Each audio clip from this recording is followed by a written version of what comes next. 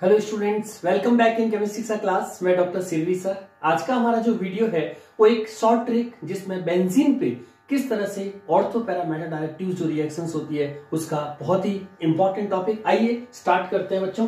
तो इसमें हेडिंग है हमारा directive influence of functional group in mono substituted benzene. इसका क्या मीनिंग है? जैसे हमारे पास में मान लीजिए बेंजीन है, तो बेंजीन के अंदर आपका हर कार्बन जो है उसके ऊपर 1 हाइड्रोजन होगा।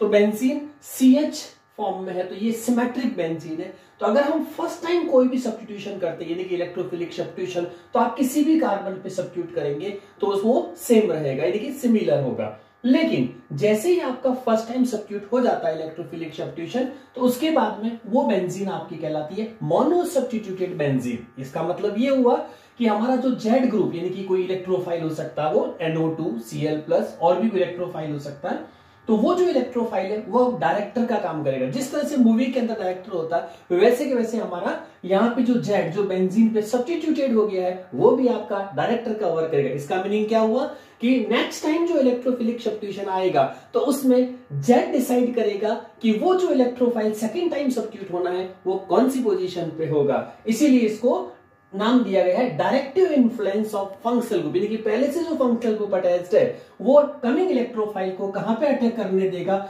उसकी डायरेक्टिव रिएक्शंस क्या होगी। तो that is called directive influence of functional group in mono substituted benzene.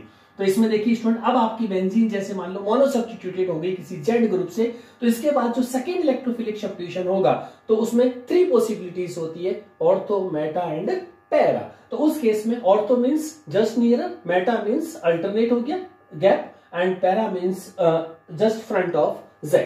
तो ये आपका पैरा पोजीशन। तो 3 पॉसिबिलिटी। अब इसमें से ये कैसे डिसाइड होगा और कैसे शॉर्ट ट्रिक से अपन देखें कि कौन ऑर्थो पैरा देगा और कौन मेटा डायरेक्टिव रिएक्शंस देगी। तो आइए स्टूडेंट, वो सबसे इंपॉर्टेंट जो कॉम्पिटिशन पॉइंट ऑफ व्यू में आप फ्रीक्वेंटली कैसे सॉल्व कर सकते हैं किसी क्वेश्चंस को।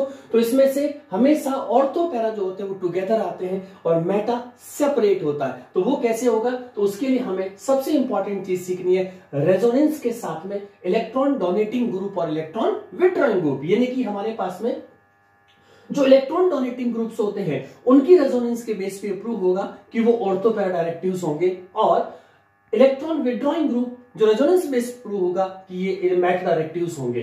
तो सबसे इसमें शॉर्ट ट्रिक आपका ये है कि जितने भी सिंगल बॉन्डेड होते हैं, यानी कि बेंजीन के कांटेक्ट में आने वाला एलिमेंट और ग्रुप ऑफ एटम जो वो सिंगल बॉन्ड सराउंडेड हो, जैसे hydrogen, all halogens, OH group, SS3, OCS3 यानी कि एल्कोक्सी ग्रुप, मर्केप्टो ग्रुप, SH और amines group ortho para directive होते हैं इन जनरल। तो उस केसेस में आपको ये पता लग जाएगा, लेकिन अपन इसको रेजोनेंस से प्रूव भी कर सकते हैं कि ये ऑर्थो पैरा डायरेक्टिव कैसे रिएक्शन देंगे। तो देखिए इलेक्ट्रॉन डोनेटिंग ग्रुप के लिए क्या होगा, जैसे मान लीजिए अपन ने OH ग्रुप लिया, जैसे फिनॉल की रेजोनेंस देखी अपन ने, तो फिनॉल ऑर्थो पैरा डायरेक्टिव होता है इन जनरल। तो उसमें आपका जो ऑक्सीजन का लोन पेयर होगा वो बेंजीन की तरफ टर्न करेगा। फिर आप इसमें रेजोनेंस देखेंगे तो कंटिन्यूएशंस के अंदर आपका डीलोकेशन ऑफ इलेक्ट्रॉन्स होगा।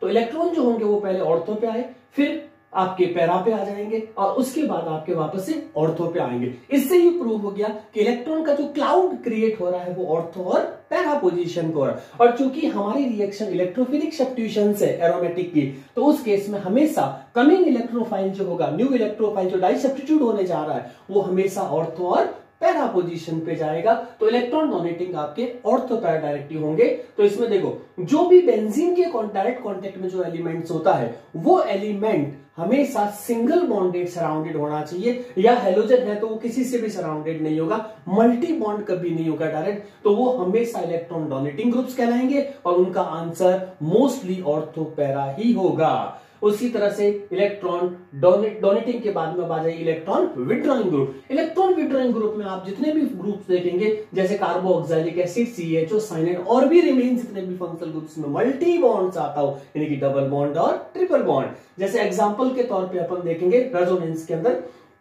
तो AWG के अंदर आप देखेंगे एल्डिहाइड, जैसे बेंज एल्डिहाइड अपन ने लिया, तो बेंज एल्डिहाइड में कार्बन देखो डबल बॉन्ड के कांटेक्ट में सराउंडेड मारा, इसका मतलब मल्टी बॉन्ड है। तो ट्रिक इसमें यह है कि मल्टी बॉन्ड हमेशा मेटा डायरेक्टिव होता है, इसीलिए आपकी जो एल्डिहाइड की रिएक्शंस होगी उसमें मेटा डायरेक्टिव प्रोडक्ट बनेगा। तो ये आपका जो इलेक्ट्रॉन होगा, तो इसमें ऑक्सीजन मोर इलेक्ट्रोनेगेटिव होता है, तो इलेक्ट्रॉन हमेशा अवे फ्रॉम बेंजीन जाते हैं, इसीलिए रिंग से इलेक्ट्रॉन जो होंगे वो आउट होंगे। इससे पॉजिटिव चार्ज जो होगा कार्बन का, वो पॉजिटिव चार्ज आपका रिंग पे डिसलोकेट होगा। तो यहां से जैसे एक चार्ज डेवलप होगा, फिर ये पाई बॉन्ड आपका आउट हो जाएगा और ये जो पॉजिटिव चार्ज है वन टाइम ऑर्थो पोजीशन और फिर वापस से पैरा पोजीशन और अगेन आपका कौन सा आ जाएगा, ऑर्थो पोजीशन। इट मींस कि आपके इलेक्ट्रॉन विड्रॉइंग ग्रुप में ये प्रूव हो गया कि ऑर्थो और पैरा पोजीशन पे पॉजिटिव चार्ज क्रिएट हो रहा है, यानी कि इलेक्ट्रॉन डेफिशिएंट सेंटर।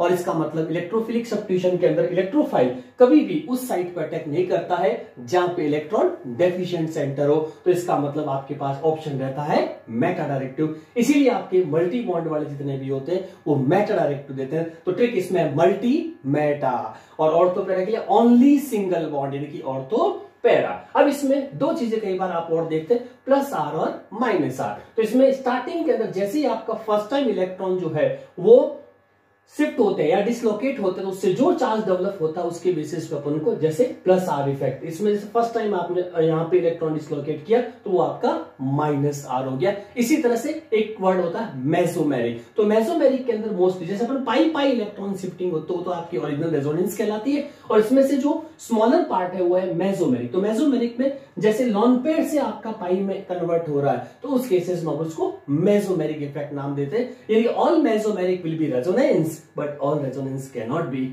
मेसोमेरिक। तो ये आपको इसमें स्टूडेंट्स ध्यान रखना है। तो ये आपका एक शॉर्ट ट्रिक। अब इसमें जब भी अटैक कराएंगे, जैसे मान लो आपको NO2 ग्रुप अटैक कराना है तो NO2 ग्रुप हमेशा ऑर्थो पैरा पे अटैक करेगा। इस केस में जब नाइट्रेशन कराएंगे तो आपका जो NO2 ग्रुप अटैक करेगा वो हमेशा मेटा पोजीशन में, इसलिए ऊपर वाले में आंसर तो आ जाएगा ऑर्थो पैरा नाइट्रोफिनॉल, जैसे मान लो डाइल्यूट के साथ में अपन करते हैं, और मेटा के बेंजाइल्डिहाइड केस में आंसर आएगा मेटा नाइट्रो बेंजाइल्डिहाइड। स्टूडेंट तो ये थी शॉर्ट ट्रिक कंपटीशन और 12th के लिए कि कैसे हम डायरेक्टिव इन्फ्लुएंस फंक्शनल ग्रुप्स को आइडेंटिफाई करें। Thank you for joining. Students अगर हमारा वीडियो पसंद आया हो तो उसको लाइक से सब्सक्राइब जरूर करिएगा। थैंक यू, जुड़े रहिए।